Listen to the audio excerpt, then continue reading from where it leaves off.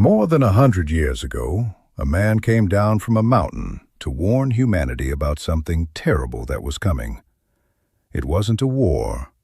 It wasn't a plague. It was something far worse, because no one would notice when it happened. He arrived at a square full of people and described out loud the most contemptible creature humanity would ever be capable of producing. He expected the crowd to recoil in horror, to shout, to deny it, to swear they would never become that. But that's not what happened. The crowd heard the description of that creature, and it smiled. And then it shouted back, "Yes, make us into that creature. We want to be exactly that." The man was Friedrich Nietzsche, speaking through the mouth of his character Zarathustra. And the creature he described, the one the crowd begged to become, he gave it a name: the Last Man. This was written in 1883, and I have to warn you about something disturbing before we go on. That crowd in the square is ours. It's us. And by the end of this video, you're going to recognize the exact moment you became one of them. More than that, you're going to understand why, deep down, you applauded too. Stay with me to the end, because this story has a turn that changes everything. Before we begin, a warning, because this is going to sting. This video isn't here to humiliate you, or to say you're a weak or lost person. It isn't. It's a mirror, and mirrors don't judge, they only show. Nietzsche didn't create the last man to insult us. He created him as a warning, like someone pointing at a cliff and saying, "That's where you're walking, and the worst part is, you're walking there smiling." So take a deep breath, and let's look into this mirror together. And if at any point you feel the urge to close the video, hold on to that urge, because it itself will be part of what we need to understand here. Who is the last man? Nietzsche describes him as the creature who invented happiness. Notice the poisonous irony in that phrase. He invented happiness, and precisely because of that, he blinks. That blink is the most important image in the whole description, and we'll come back to it. The last man is the one who reduced life to the pursuit of small comforts. He wants a little pleasure for the day and a little pleasure for the night. He doesn't want to suffer, doesn't want to risk, doesn't want to strain himself for anything too big, because effort hurts, and pain, to him, is the one absolute evil. He found a way to make life lukewarm. No peaks of joy, no depths of pain, just a continuous, tepid, safe comfort. And he calls that happiness. Henry David Thoreau wrote that the mass of men lead lives of quiet desperation. The last man is that desperation perfected, so smooth it no longer even feels like desperation. And our age handed him tools Nietzsche could never have imagined. An infinite feed to scroll, a screen for every empty second, an algorithm engineered to make sure boredom never lasts long enough to become a question. Nietzsche looked into the future and saw billions of these creatures. People who would have health, safety, endless entertainment, and absolutely no reason to get up in the morning other than to repeat the cycle of comfort. He found this more terrifying than any tyranny, because a tyranny you can see and fight. But how do you fight a prison shaped exactly like what you most desire? How do you fight chains made of comfort? And there's a detail that makes this even more disturbing. The last man is not unhappy. If you ask him, he'll say he's fine, he's at peace. He can't complain. He feels no sharp pain that would wake him up and make him change. He feels, at most, a dull emptiness, a faint sense that life could maybe be more, but nothing strong enough to pull him off the couch. That's exactly the dark genius of the trap. It doesn't hurt enough to make you want to escape. Sharp suffering at least pushes a person to act. But the lukewarm comfort of the last man pushes nowhere. It just rocks you slowly to the end. Nietzsche saw in this the greatest danger of modern humanity. Not that we would be destroyed by something terrible, but that we would be gently lulled to sleep by something pleasant. Now I'm going to show you the signs, 5 marks of the last man. And I ask one thing of you. Don't read this as if it were about other people. The temptation will be enormous to think, oh, that's my neighbor. That's that lazy person I know. No. The power of this video only works if you apply each sign to yourself. Because, and I'll tell you now, the last man never recognizes himself. That's precisely his signature. First sign. You trade purpose for comfort, and you call it a sensible choice. At some point in your life, you had a dream that scared you. Something big, risky, that made your heart beat faster and your stomach freeze at the same time. And then, slowly, you traded that dream for smaller, safer things. Traded the uncertain trip for the guaranteed couch. Traded the bold project for the lukewarm stability. And each of those trades felt mature, felt adult, felt like the right thing to do. The problem isn't seeking comfort now and then. The problem is when comfort becomes your only criterion, when every decision in your life starts getting made by the question, what hurts less, instead of, what makes me grow? The last man didn't decide to abandon greatness all at once. He gave it up little by little, in small, comfortable trades, each one so reasonable he never noticed the size of what he was losing. Do a quick test right now in your head. Think of the last important decision you made. A job, a move, a relationship, a project you started or abandoned. And ask yourself honestly, did I choose that because it pulled me upward, or because it was the path that exposed me least to the risk of being wrong? There's no universally right answer, but most people, when they really do this test, discover an uncomfortable pattern. Safety won almost every time, and it won so silently it never looked like a choice. It just seemed like the way things are. That's the quietest tragedy of the last man. He never lost a battle because he never showed up to fight one. And if you're feeling a slight discomfort now, don't look away, because the next sign is where it gets truly personal. Second sign. You numb every discomfort in the exact second it appears. Remember the last man's blink? Here's what it means.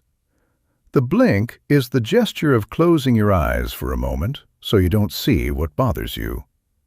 It's the automatic reflex of fleeing any bad sensation. And in our time, that blink has a very specific shape. You're in a line, and 1 second of boredom shows up. What does your hand do? It goes to your pocket, grabs your phone, and you start sliding your finger across the screen. You felt a pang of loneliness at night? Open a streaming service and drown the pang in episodes until you fall asleep. A dread about the direction of your life came up? A sweet, a drink, a purchase, one short video after another. Nietzsche never knew the phone, but he described with terrifying precision the mind the phone would create. A mind that has completely lost the ability to sit alone with its own discomfort for more than a few seconds. And here's the cruel part. Every discomfort you numb is a message you refuse to read. The anxiety was trying to tell you something. The boredom was trying to push you to create something. The restlessness was your potential knocking on the door. And you, every time, blinked, closed your eyes, and slid your finger. Third sign. You distrust and deep down you resent anyone who tries to fly higher. This is the hardest sign to admit, so pay close attention. The last man lives in a culture of leveling down. When someone around you attempts something big, tries to change, tries to surpass themselves, what's the most common reaction? It isn't applause. It's a sarcastic comment. Who does that guy think he is? He's gonna crash. It's a phase. He just wants attention. The last man can't stand watching someone escape the herd, because every person who dares more is a mirror that exposes his own settling. It's easier to drag the other person down than to have to look at yourself. So notice, with brutal honesty, the times you secretly hoped a brave person would fail. The times someone else's success gave you a tightness in the chest instead of inspiration. That tightness isn't about the other person. It's the last man inside you, afraid of being exposed. Felt that one? Good, because that tightness is the most honest thing inside you. It doesn't lie. And the more you learn to recognize it the moment it appears, the more you can transform it. Instead of letting the tightness become poison against the other person, you can let it become fuel for you. The same energy that drags people down can, if you turn it inside out, push you upward. Now comes the sign most people mistake for wisdom. Fourth sign. You confuse safety with being alive. The last man built a life where nothing too bad can happen, and he's proud of it. He has the bills paid, the stable routine, the predictable future. But notice, in a life where nothing too bad can happen, nothing too extraordinary can happen either. They're the same door. You can't lock the exit of suffering without locking, in the same lock, the exit of greatness. Absolute safety and an intense life don't fit in the same room.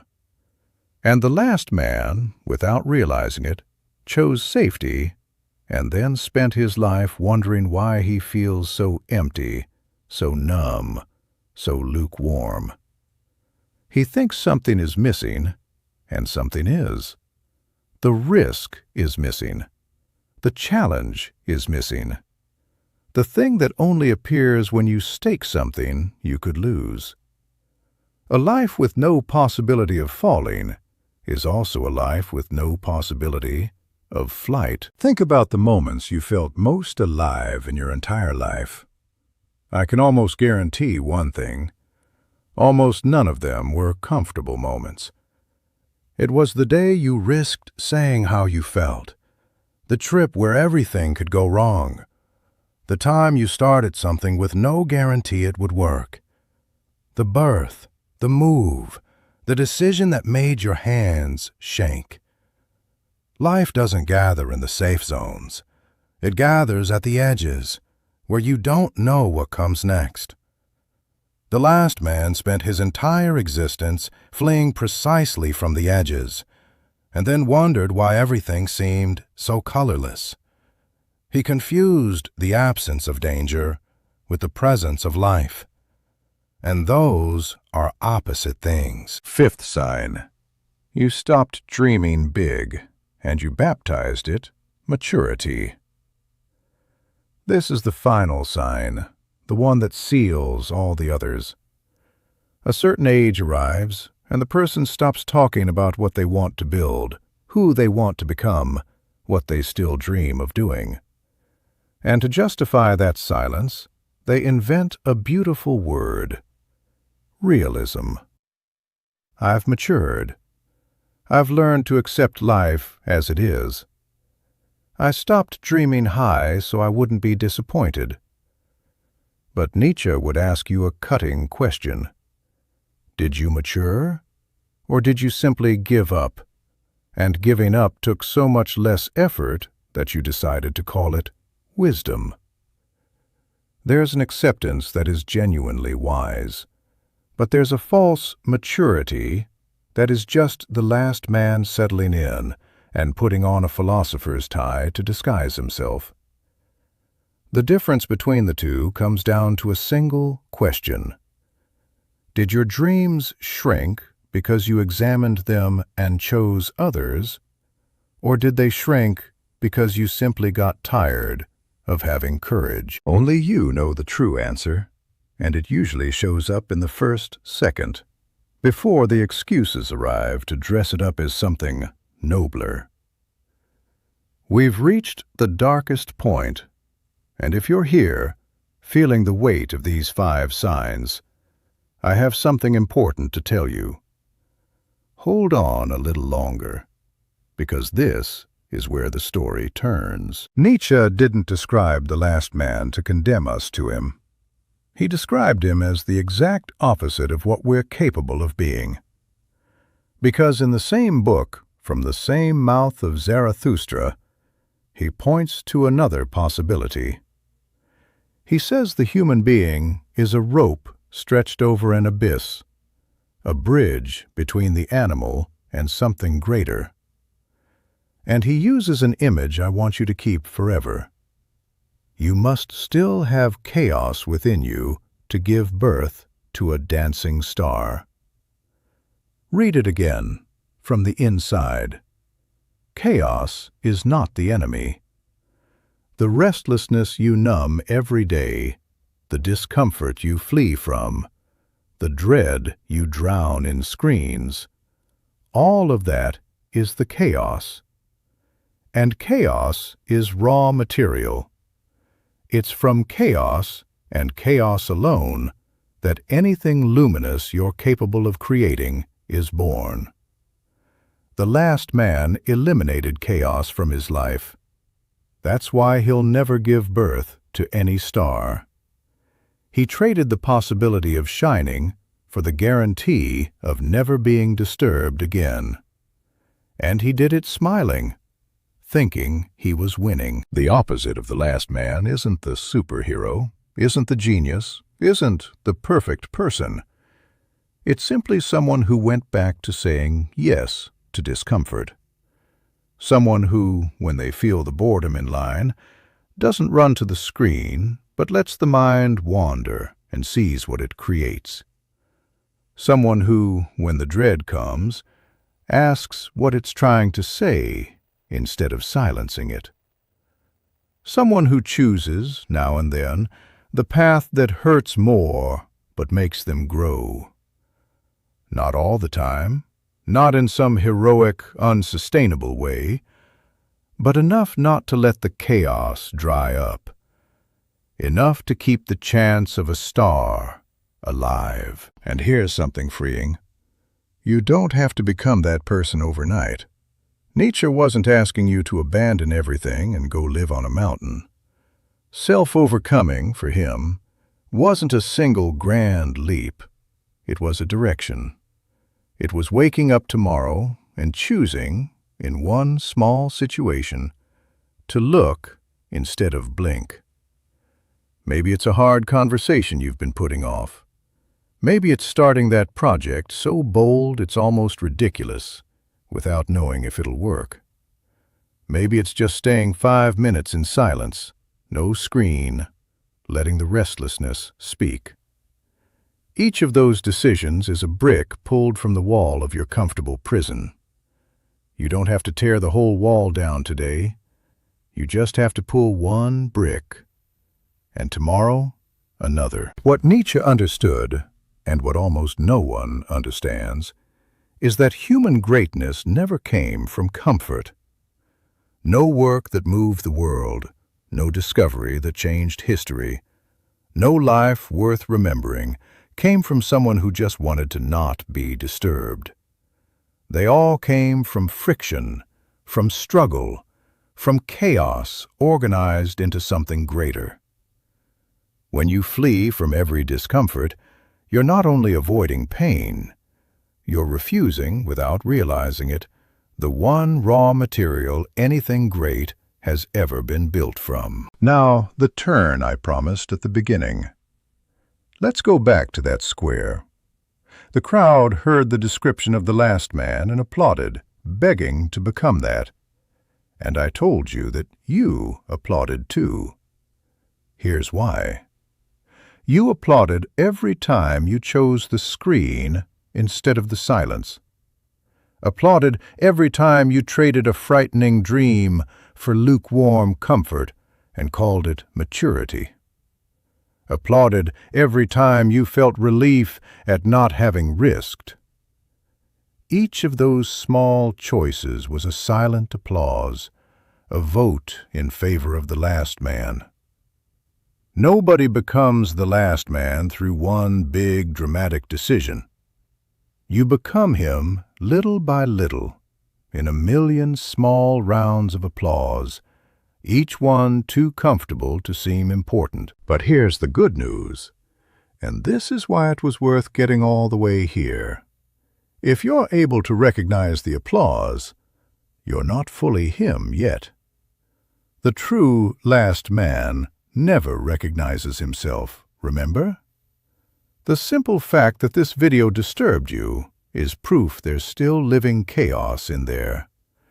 There's still a star waiting to be born. The blink hasn't won yet. And every time you choose to look instead of blink, you step back from that square. You leave the crowd a little, and you become, again, someone capable of more. Think about this. The people fully lost to the last man don't watch videos like this one. They don't want to be disturbed. They don't seek anything that shakes their comfort. The fact that you made it this far, that you took every sign hitting you without closing the screen, already separates you from the crowd in the square. This isn't empty praise. It's a fact about you. The part of you that wanted to hear this to the end is exactly the star not yet born, insisting on being seen. So I leave you with the same question Zarathustra left. Do you prefer the lukewarm happiness of the last man, the one that blinks and never risks? Or do you prefer the fertile chaos of the one who can still give birth to a star? You don't have to answer me, but answer yourself today, honestly. And if at any point in this video you recognized yourself, if you felt that tightness of someone seen from the inside, write one word in the comments, star. That word is your way of saying the chaos in there is still alive, that you refuse to blink. I'll read every one of them, one by one. If this video shook you, drop your like. It shows the algorithm there are still people who prefer being disturbed to being numbed, still awake. And subscribe to the channel, because it's not for the last man. It's for those who still keep a star, waiting for the right chaos to be born. Next week, we return to the abyss to dismantle another comfortable illusion of the human soul. Until then, do one thing for yourself. Next time boredom hits and your hand goes to the phone, stop for 3 seconds, just 3 seconds, and see what the chaos is trying to tell you in the silence. That's where, and only where, the star lives.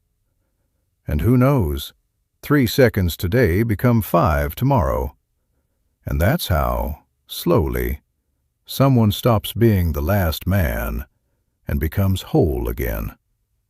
Not through one heroic leap, but through one small refusal to blink, repeated until it becomes who you are.